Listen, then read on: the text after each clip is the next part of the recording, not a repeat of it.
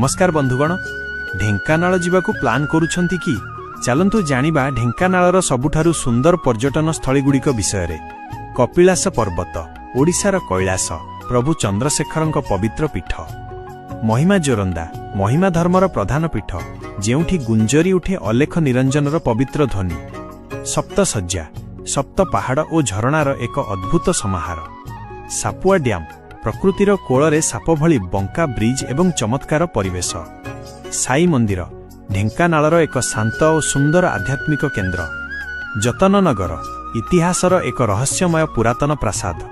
नंदनिया जलप्रपात सबुज जंगल मझिरे पिकनिक पाई सबुठारु बेस्ट जगह। दलार जलप्रपात उच्च पहाड़रू खसुथिबा मनछुआ झरणार शब्द। अनंत शयन सरांग ब्राह्मणी नदी सज्जारे भगवान विष्णुंक सेही विशाल और शांत प्रतिमा। कपिलेश्वर चारिदिगरे घेरी रहिथिबा जलराशि एवं ता मझिरे भगवान शिवंक एही अद्भुत मंदिर। दंडाधार डैम नील जलराशि और सबुज पहाड़र एक सुंदर समन्वय, जहा पई एक जगह। आपण एमानंक मध्यरु केउ जगह को जाइछंती कमेंट रे निश्चय जणांतु। एमिति अधिक सुंदर वीडियो पाई मते फॉलो करंतु। धन्यवाद।